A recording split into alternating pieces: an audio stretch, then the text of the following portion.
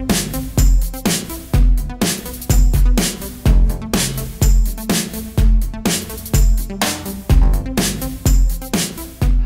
and welcome to the Utah State Archives. I'm Ken Williams and I am the State Archivist and the Director of the Utah State Archives.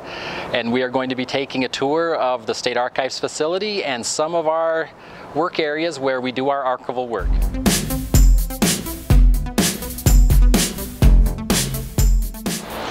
Here in our lobby, we have a few objects that I'd like to show you, and this is the original globe off the top of the Utah State Capitol building. One of our archivists found it in pieces in the basement of the State Historical Society, and when he was wondering what it was, he started to put it back together and figured out that it was the globe off of the building. And we're proud to have it here in our lobby, and it's in front of a copy of one of the original elevation plans to the State Capitol. And at the very top you can see the globe up there. It was replaced in the recent remodel of the building, but we're proud to have the original here in our lobby where we can share it with everyone who visits us. Okay, we're still in the lobby of the Archives building and we're in front of our Doug Snow painting. So Doug Snow painted this for Pioneer Memorial Theater in 1975, and then after a remodel in the 1990s it was moved to the University of Utah's student building, and then Archives, when we were constructing this building in 2004, we were in perfect position to have this painting moved to the Archives building, and it was brought into this building while it was being constructed.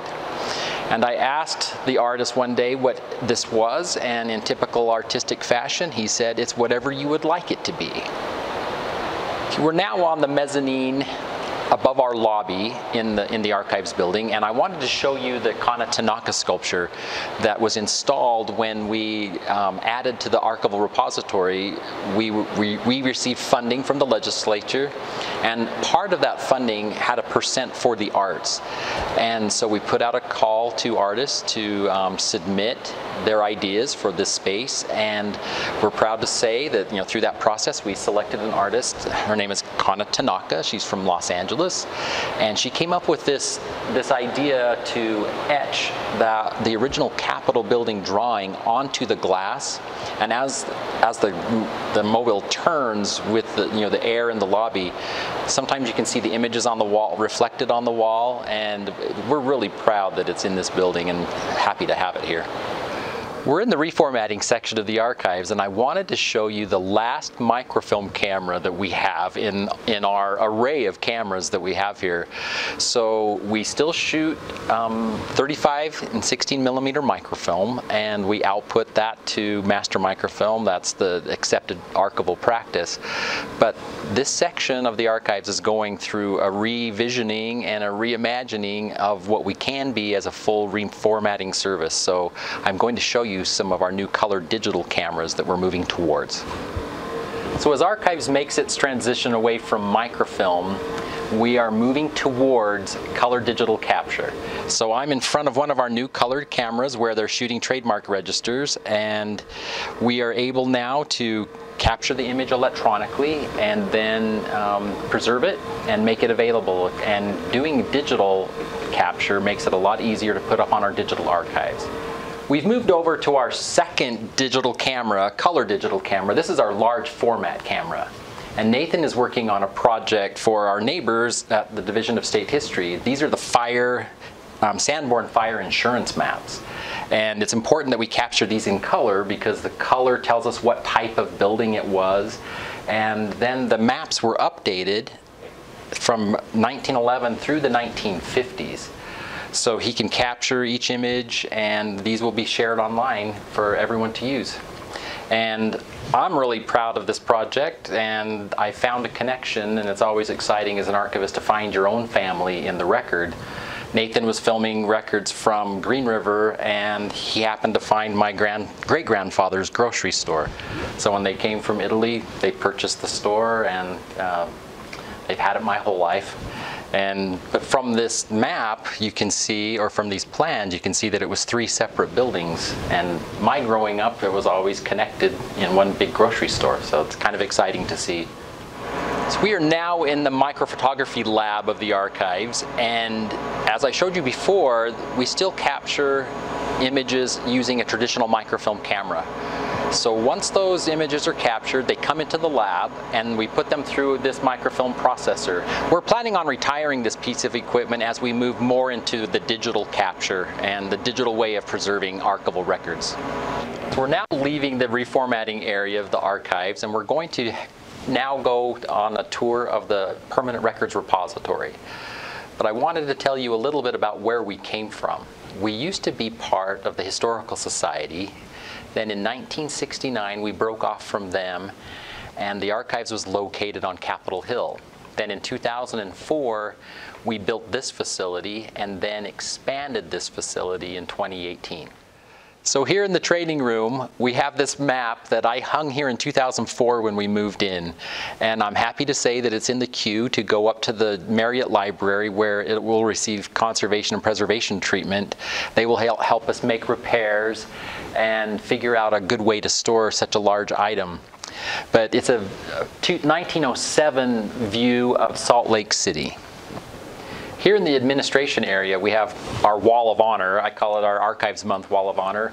We have all of our Archives Month posters, and since October is Archives Month, I wanted to show you these.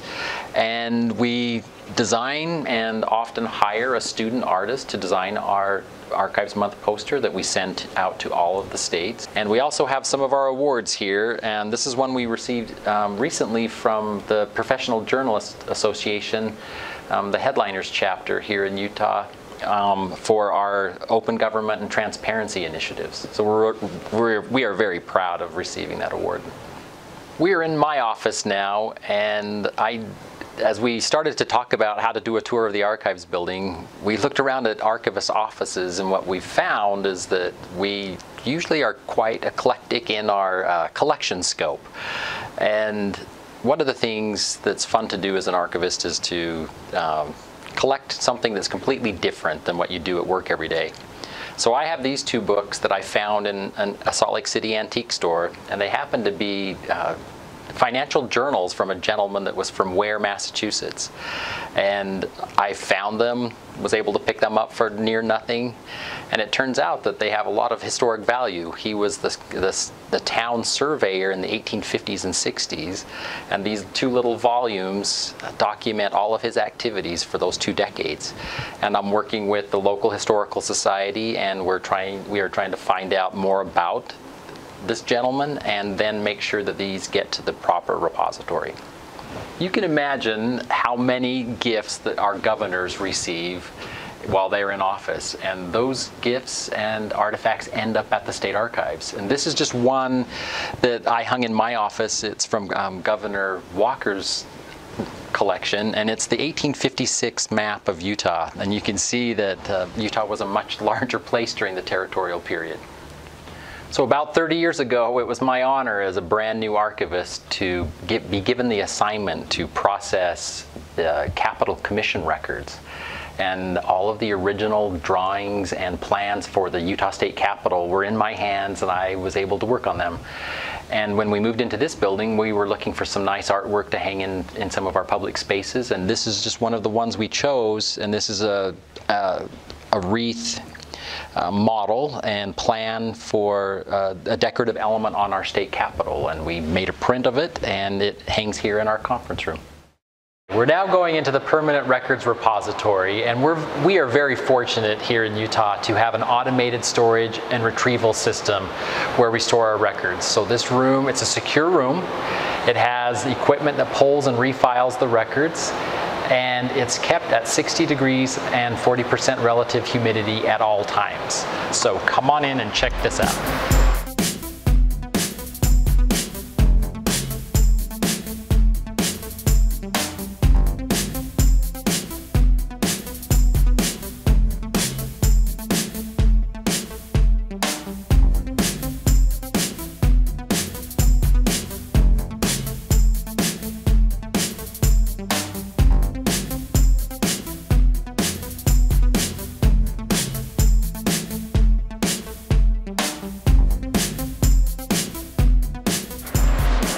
So we brought down the safe that's normally stored in the racking of the ASRS, or the Automated Storage and Retrieval System.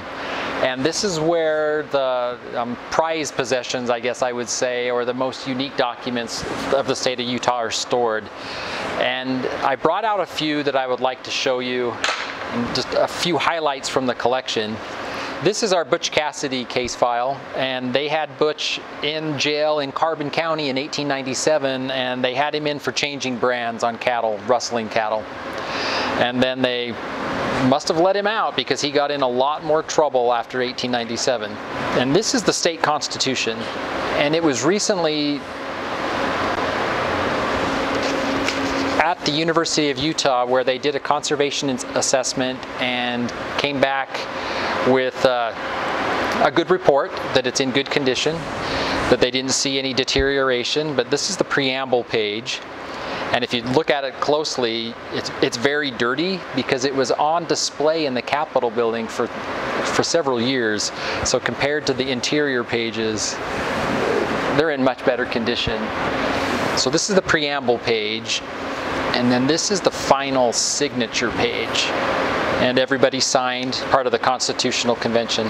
So this is the Book of Pioneers, and the government created the Utah Semi-Centennial Commission to celebrate the surviving pioneers from 1847. So in 1897, they sent out a questionnaire to the surviving pioneers, and they filled out these questionnaires, and they asked them which company they were in, some things about their experience, and if they had any relics that they wanted to put on display.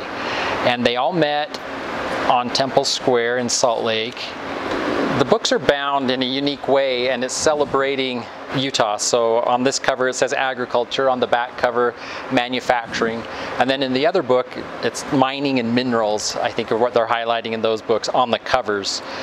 And then the fittings on the corners of the book, you know, this is livestock, fruits and sugar, cereals. So they're celebrating what makes Utah unique.